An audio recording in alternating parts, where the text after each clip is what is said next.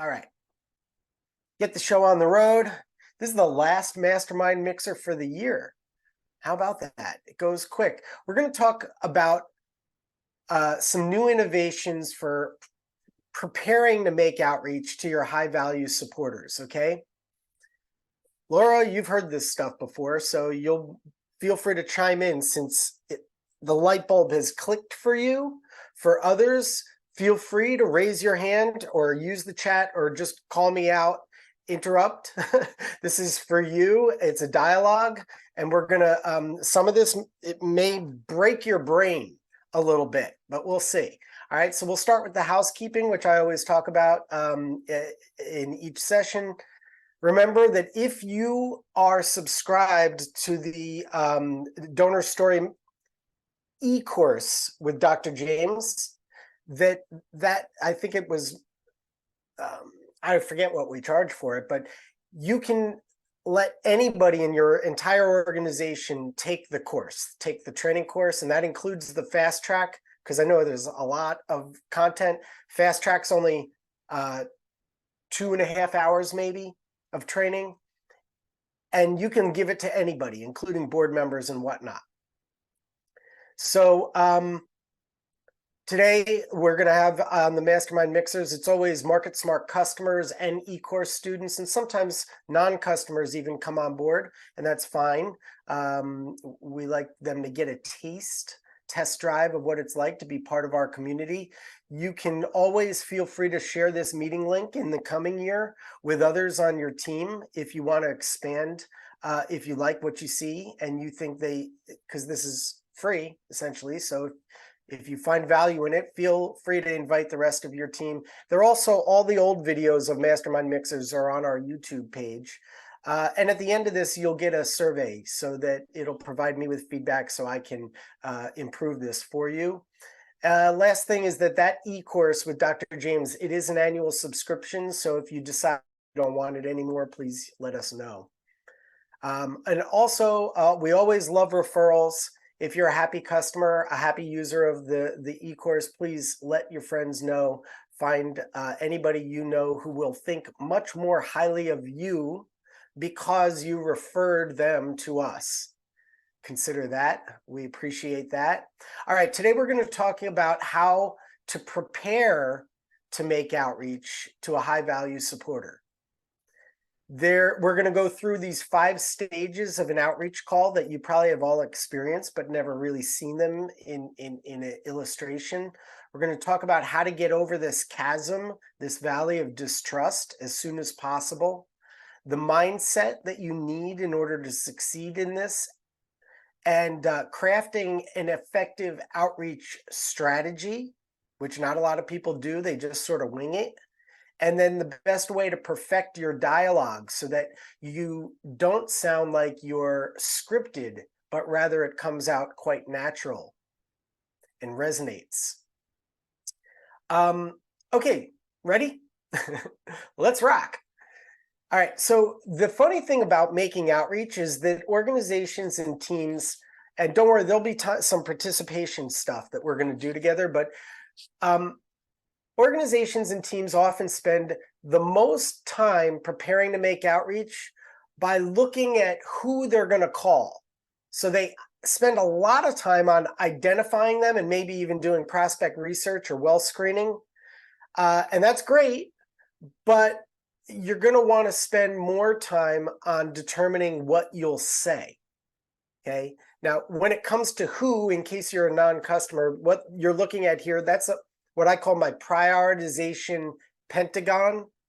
And if you're a customer of MarketSmart, you know that in our dashboard, what we do is we supply the answers to these kinds of questions that are qualitative in nature, not quantitative. So in other words, our dashboard helps you see who is ready for your outreach, who has a big reason to give, who's engaged with your mission, who has capacity according to them because they say that they're willing to consider giving assets, and who's granted you permission to lean in and make that kind of outreach. So we do that for you. We prefer qualitative data, not quantitative data. Well screening is good, but qualitative data from the donor-driven data is much better. Okay, now quantitative well screening data really doesn't help you much with determining what to say. It only helps you mostly focus on who to reach out to. So, of course, we recommend a survey so that you can gather this kind of information and understand or determine what to say.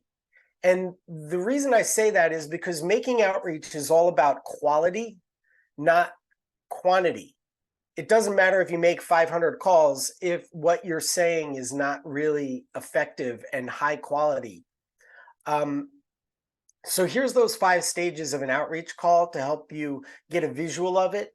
There's a trust building stage. That's the initial stage. If you can't get past trust, you're not going to get into a discovery or offer or conversation, challenge or wrap up. So you really want to get over this, what I call the valley of distrust. And if you can do that, and we'll talk about that in a couple minutes, is if you can do that, then you can enter into conversation and a potential challenge, like an invitation to meet. And then the wrap up is how you just kind of tidy up the end of the meeting. You say your pleasantries and goodbye. The trust building is dependent on how much you resonate when you make your first initial comments or questions or whatever. And you can resonate more with an individual if you know a lot about them, not about their past giving or their wealth, but about them, their reason why they care, and their engagement with your cause. But also what supports trust building is to offer something or to ask questions. So if you come bearing a gift, so to speak, in your conversation, and you offer someone something of value, or you ask them questions that align with information they already supplied in their survey, then you create resonance and they feel more comfortable talking to you, and you get over that valley of distrust. So the key of what we're trying to do in the initial stages of outreach is gain resonance. Okay, once you do that, well, in order to do that, you need to know some very basic things. Of course, you need to know someone's first and last name, call them by their name. People like that. But one thing that's kind of overlooked is thinking about who can help you make a warm introduction to this person. If there's like a board member or a volunteer or someone you know who can make a warm introduction to a person, then you're gonna gain trust, and you're gonna be able to provide value and move into conversation exponentially more quickly. So one key component to preparing to make outreach is looking for a potential connector who can make a warm outreach. And we don't want to forget that. But it's not going to be the majority of the instances that you'll be able to find that person. But it is essential that if you can find that warm introducer, that's going to really help you get over the chasm of distrust. The other thing is you need to determine what value-oriented offer you can provide that will engage them. So we have to think of ourselves as givers in a way, not extractors. And I've shared this before, but I'm sure you wouldn't remember, but there are ideas, this is just 20 ideas of things that you can offer to someone, and you'll want to see if they can be in line, try to make them in line with what they said in their survey. So for instance, if they said that they were interested in volunteerism in their survey, that might be something that you call them and initially offer. If you don't have a connector, a warm connector, then using that, hi, I'm calling to offer you the opportunity you mentioned in your survey that you were interested in, volunteer opportunities, and I thought I'd go through the list with you and see what might make your fancy. That's a good offer. There are others, of course, you just saw, and you want to make sure that your offer delivers value to them. It's not about you, it's all about them. And in the initial stage of any outreach, the people are going to only be thinking, what's in it for me? What's in it for me? What, who is this person and what's in it for me? What are they going to do for me? I can say it again. They're wondering what's in it for me, right? So we got to think in terms of value that resonates with them. Okay. So I did that real fast, but recognize that valley of distrust exists. Try to get over it by finding a connector or looking at their qualitative data, especially from their survey, and determining what you can offer that will resonate. The second thing that's very important is to get your mindset in order. I'll go over that, and then we're going to talk about developing your outreach strategy and practicing your dialogue.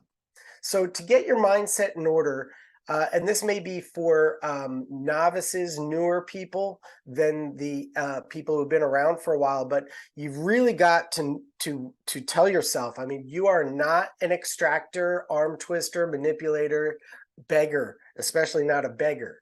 Your job is all about love. Philanthropy is all about love. It literally means, I mean, it's phios from Greek. It means for the love of humanity.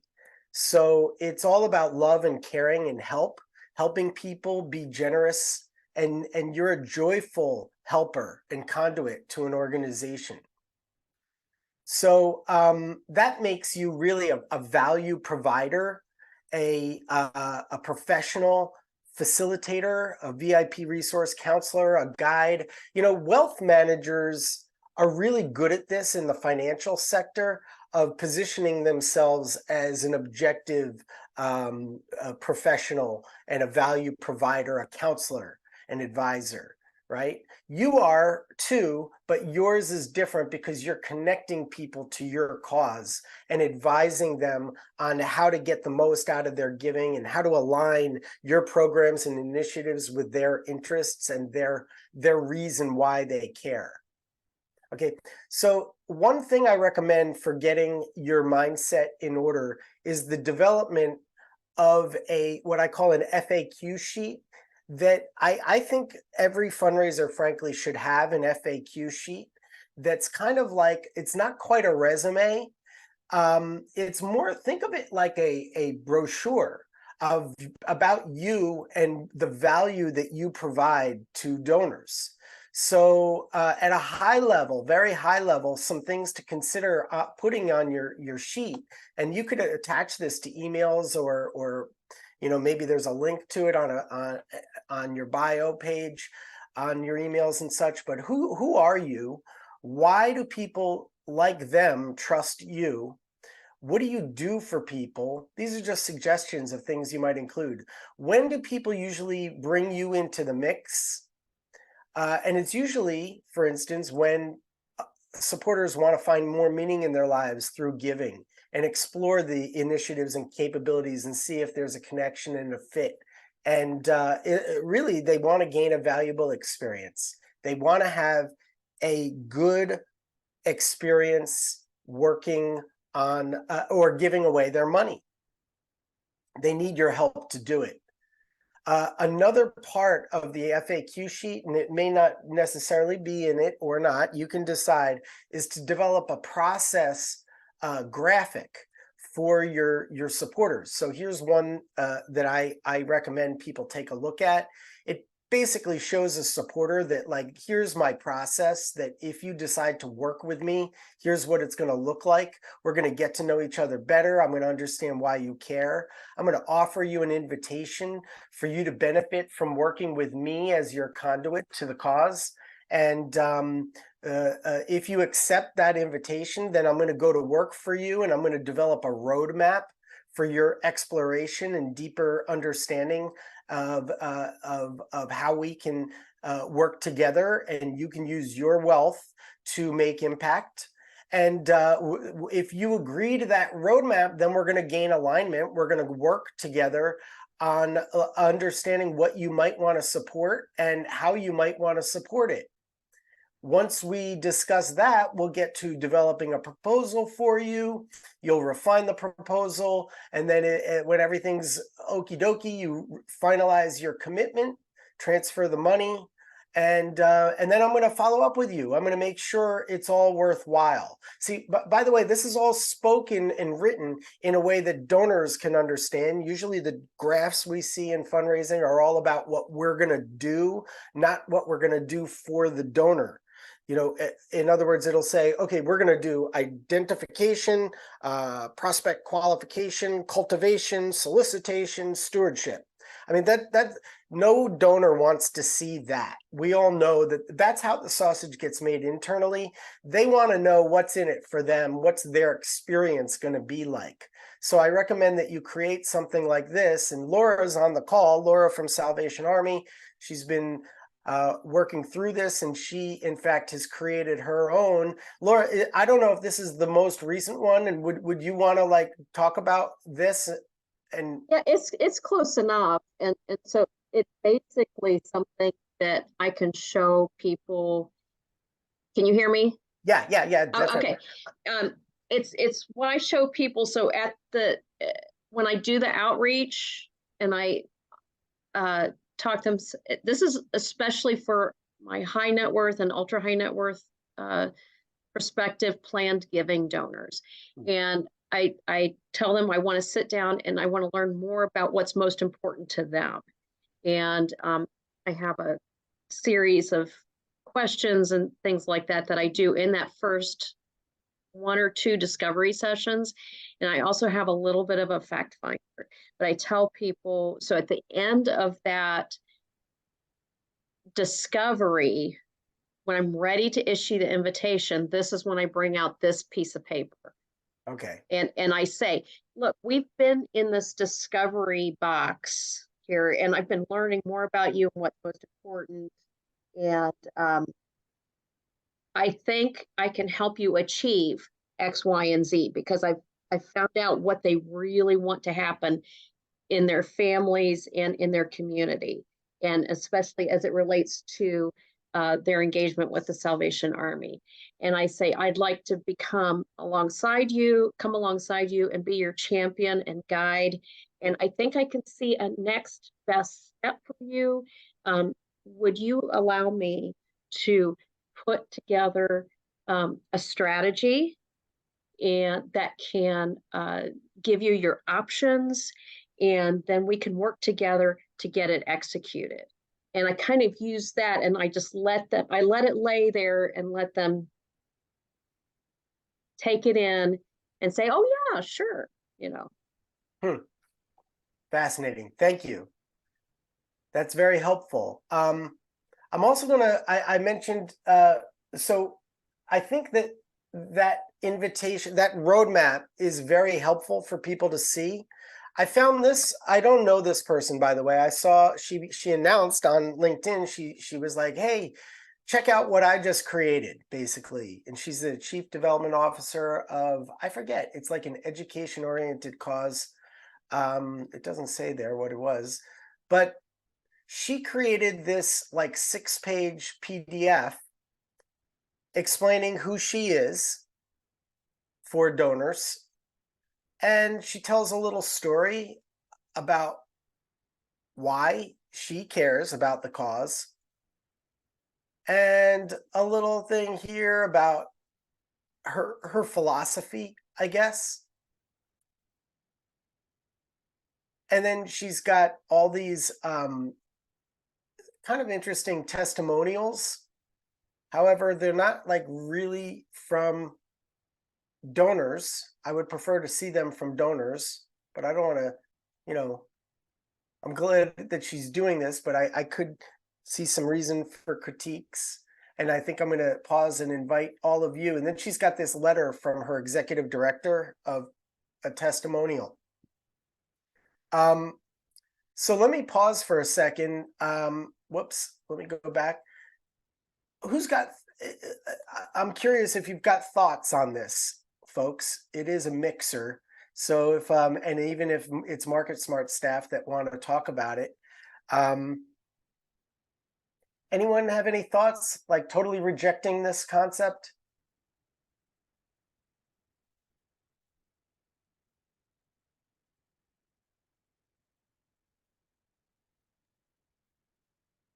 I think it encapsulates what you were talking about, Greg. It, I like the bullet points. I'd make it shorter, but Yeah. Okay. Well, here, I'm going to move on and give you my best practices of what I think should be included in this kind of thing. And there's 10 points, is who you are. And you can always edit this down, but this will give you confidence too. Who you are, how much experience, what are your credentials? Did you get your CFRE? Uh, what do you do for people like them? And there's this example. I meet donors and supporters where they are and help them involve themselves. Whoops, sorry about that. More deeply. So together we can customize a philanthropic path forward that works for them. When do people bring you into the fold to help? Well, you all have different experiences. I've always found that there tends to be a big life trigger, or people are just in general kind of looking for more meaning in their life. They want to find a sense of purpose, a sense of belonging. But also there are those triggers like, well, my mom just passed away at 96 and I'm not getting any younger. So I figure I got to do some things and leave this world a better place than the way I found it. That's a good way to say it, I think. And then how do you help people? And if you've done that process design, make sure you're ready to be able to explain that to someone, because donors want to know, like, where are we going together? You want to get together for lunch? Okay, but like, why? What's the pathway? you know, we don't want to ambush them or surprise them about anything. That way we'll have a much better meeting anyway. Oh, and then why do people like them trust you? So if you have testimonials from past donors who cried tears of joy for having the opportunity to give in a substantial way and live out their dream and make the world better, or give back or repay society or the college that gave them the scholarship and so on. What can you expect from me? And you might include the Donor Bill of Rights or the AFP Code of Conduct, but like, look, I'm never going to pressure you. I'm never going to this. I'm never going to that. I'll always do this. I'll always do that. You know, what the donor can do if they want to pause or remove themselves from the process. Make sure that part of this mindset gathering exercise, you're prepared to let them go. Let them have control over their own engagement process. And by the way, what you might do if you can't help them, maybe what they want doesn't fit your gift acceptance policies. You'll have the right to reject it. Or if they're never going to give, like they're just not moving forward in the process, it's like, I might have to end the process so I can work with other people. What we should expect from one another in the end is a mutually beneficial exchange at the donor's pace. And maybe let them know that you might involve others, or they might want their advisor, their CPA, a lawyer. They might want their kids involved, things like that. And then once you get all that figured out, then you're going to kind of want to write it and turn it into a short paragraph, or even two or three sentences at most. You're going to want to make that your own. I like how I found this, I don't know, Jory, but I found this on LinkedIn too, is I like what Jory writes here. Boy, does he encapsulate it really well. And I bet he even says this to donors when he's calling and making outreach. He says, I'm assuming he'll call and say, yeah, and by the way, you don't know me, but I help philanthropists and people like you who care make a powerful difference in the lives of special needs children and youth. That's pretty good. So I'm going to pause here for a second. And if you would humor me, if you'd put something into the chat and y'all don't have to, all of you don't have to do this if you're uncomfortable, but go ahead and put in the chat your best try of a single sentence of who you are and what you do of value to them. And I'm going to encourage our team, the MarketSmart team, please, to go ahead and write yours of who you are and what you do for our customers. Okay, so I'm putting you on the spot, MarketSmart team. Go ahead and put it in the chat, and then we'll kind of take a look. Checking on time here. Hope we have a brave fundraiser out there that'll join this.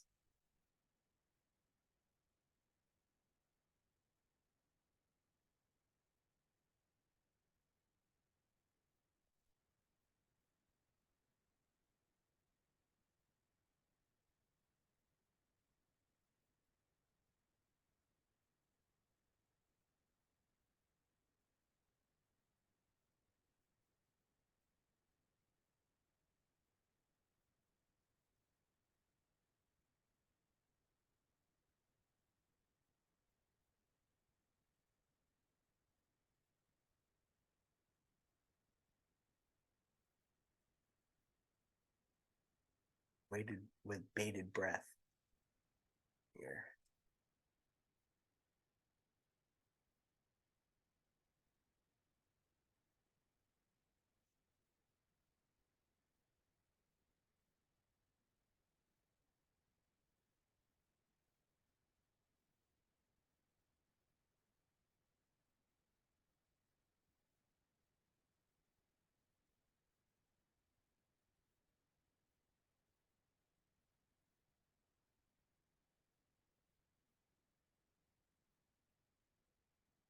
I wonder if anyone could let me know. Is anyone working on this?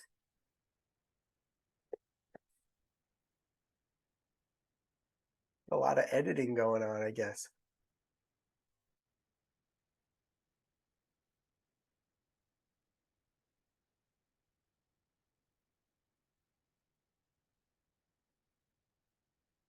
No worries, Barb. It's good to have you here. I'm more so talking to my team. I'm like, come on, guys. MarketSmart guy. Yeah. I volunteer as tribute, Greg. Oh, okay. Yeah. All right. Here we go. Here you go. High As a level. customer success manager, thanks, Jen, I help teams of people like you develop and execute a strategy for attaining your team's major and planned gift goals. Nice. Hope that makes our customers feel good. Maybe I'll go back to this guy's there. See if that helps anybody.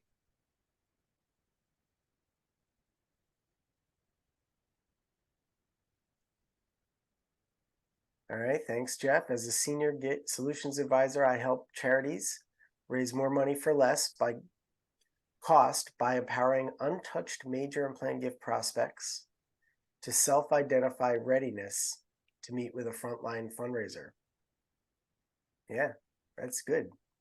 Thank you. All right, I'm gonna cut this off soon so we don't lose the interest of everybody who's not actually typing anything.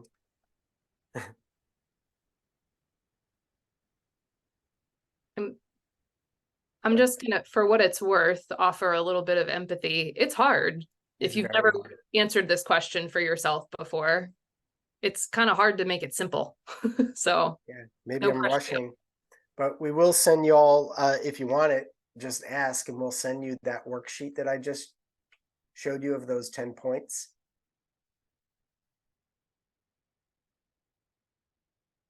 All right, and I'm going to keep going, but if anyone's writing one and they want to post it, please.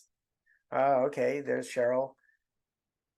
My goal is to understand your goals and provide recommendations to ensure your team achieves the most value from our system. So it's interesting because any of these from the MarketSmart team can be tweaked for if you're a fundraiser. But let's look at Mary. Thank you, Mary. I'm a seasoned professional helping you achieve your philanthropic goals by learning about your goals and providing information to help you make good philanthropic decisions. 3 cheers for Mary. I like that. That makes me feel good. Yeah, there's a thumbs up. If I were your donor, I would want to hear that. I'm in good hands with a seasoned professional who cares about me and wants to help me make good decisions.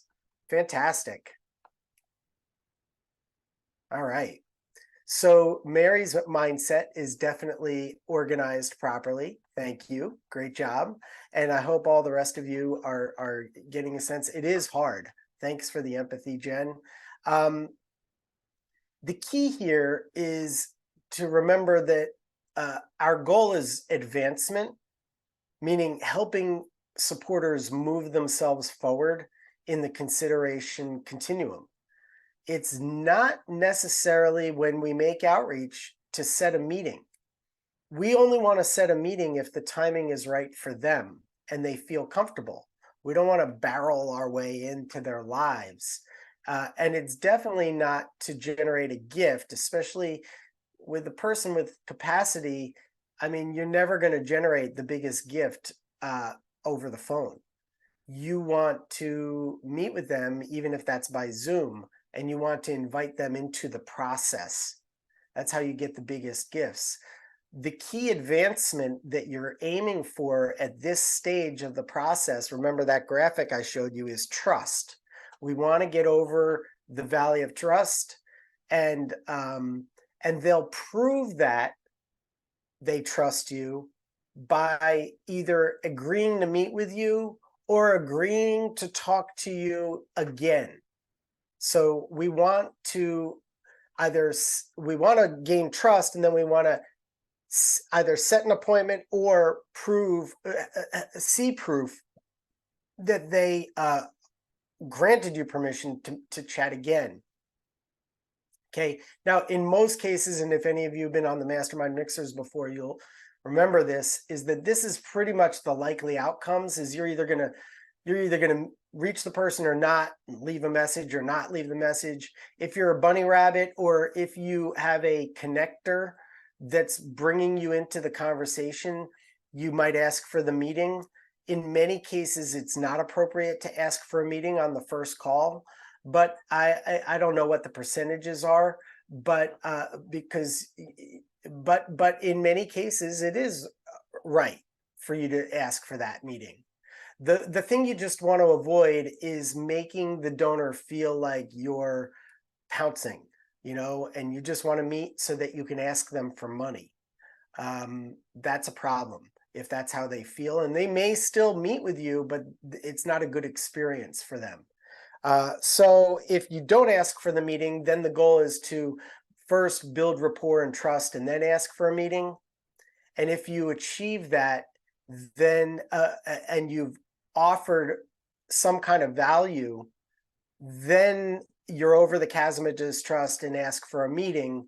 But you could also instead just ask them if it's okay to follow up, and you could pencil in a time on the calendar and say, okay, I'm going to call you this time next month, okay? Something like that.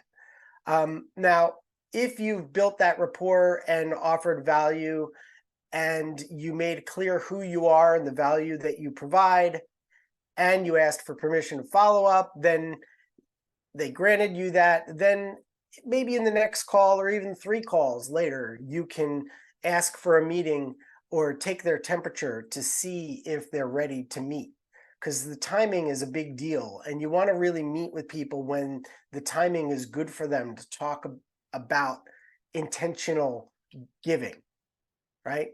So there's the cat's kissing a different mouse or something. All right, so yeah, so now we're going to talk about developing your outreach strategy. Now that all of that's figured out, is that you want to determine what is your objective for this particular call. Is it to set up a meeting? Is it to take their temperature about meeting? Or is it to just build trust and rapport and get an opportunity to call them again? Did you find that connector? And if so, who is that person? And Laura posted here in the chat that she uses LinkedIn to see if anyone she knows them and can introduce. Then you're going to want to use MarketSmart's dashboard primarily for looking at their verbatims and their click habits on your website to see where have they been clicking and what have they been saying in their survey, so that when you make outreach, you can have something to offer them that will resonate and help you build that trust.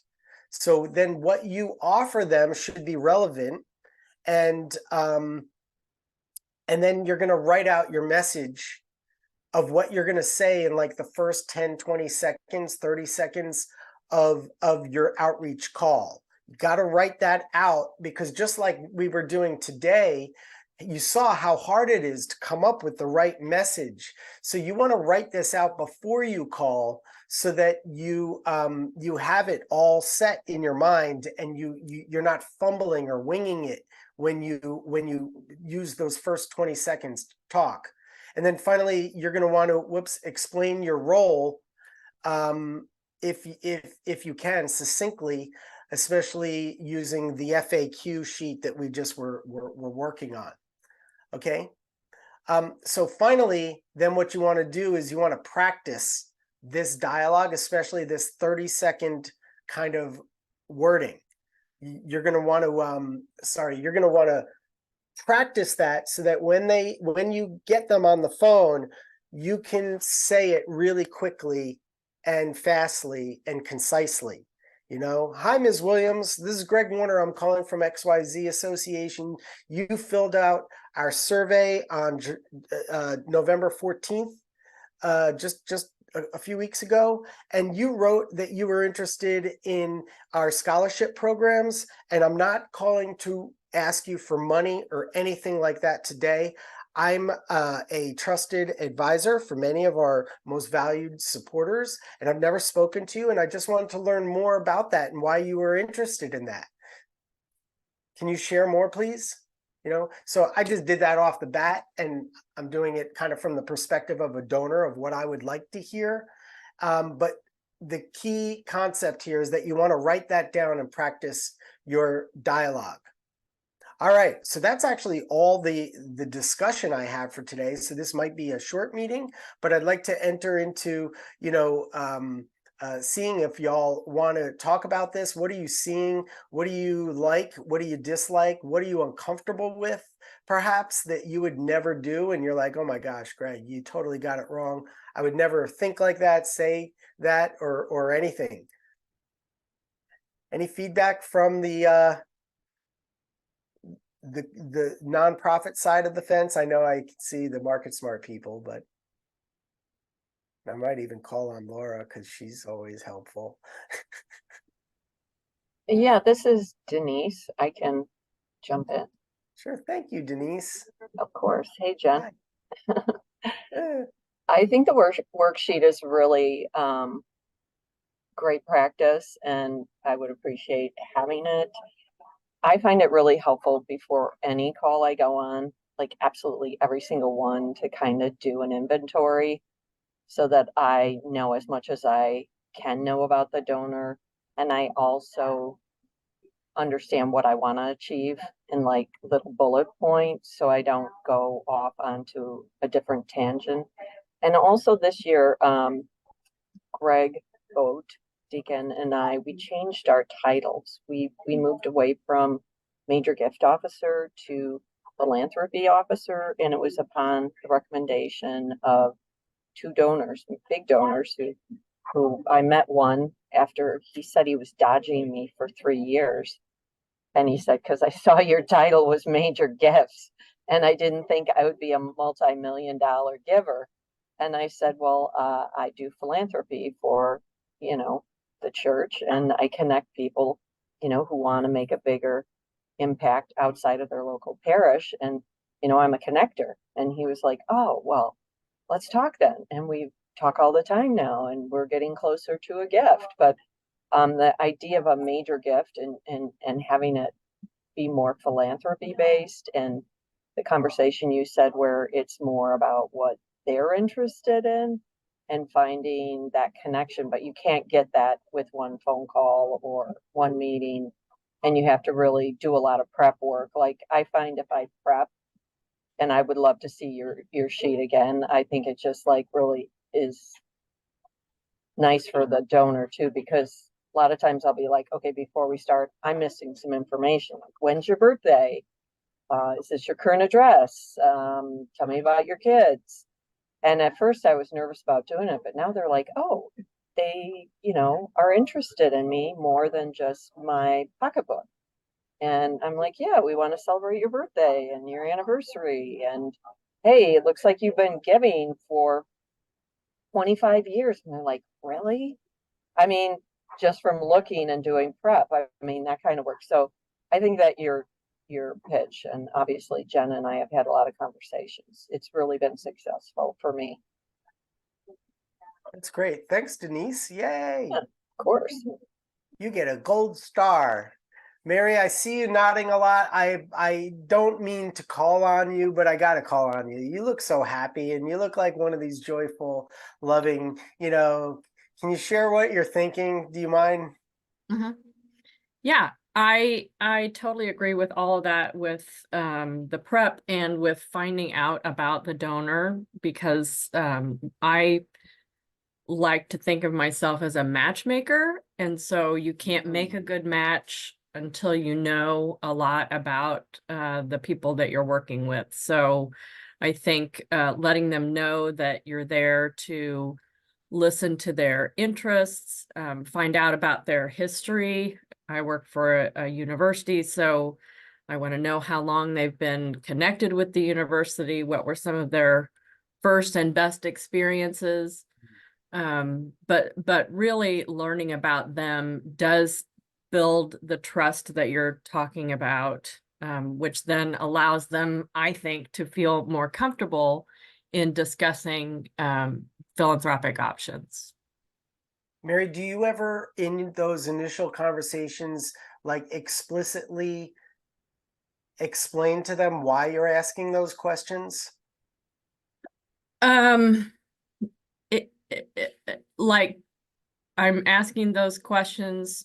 Well, no, I don't know that I ever have. I mean, I think that it's just a part of getting to know Natural. them and building that trust, but not that it is in furtherance of my goals to generate a gift. Certainly not that overt.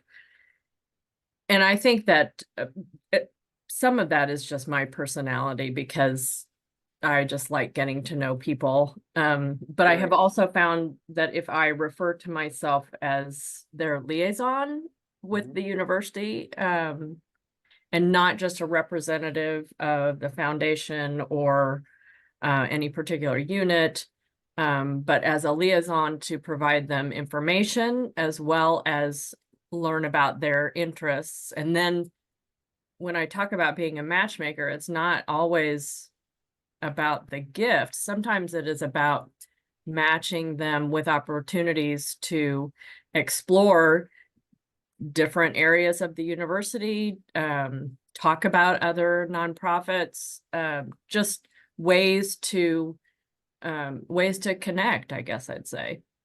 Mm-hmm. I like that you're using really good words. This word liaison and matchmaker.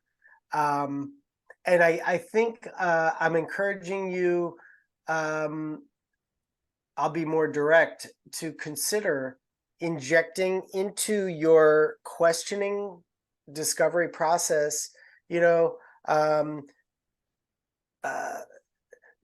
Reynolds, I love to learn about people like you and how they first got connected and what's their story. And sometimes that actually helps me be a better liaison for you. I can connect you to the programs and initiatives that might fit.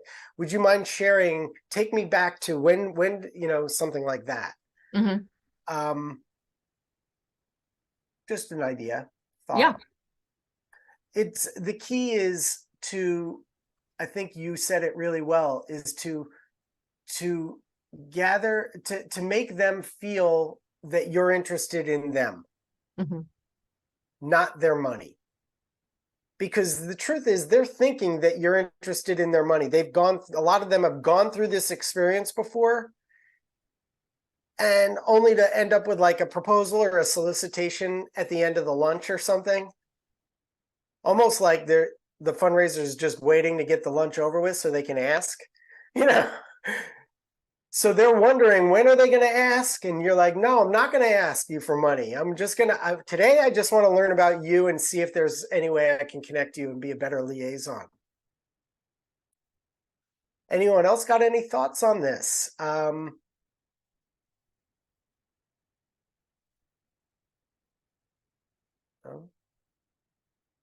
All right. Well, today then is your lucky day. You're going to get 12 minutes back in your business life. We can just reach out to your customer success person or Trisha or anybody. Denise, thank you. Yeah, and Greg, by the way, it's good to see you on the call. It's been kind of a long journey. You all have been on a lot of these mastermind mixers, so I'm glad to see that it's making a difference. I think everybody else must be out there closing gifts. So I'll give you your 10 minutes back, and I thank you for joining me today.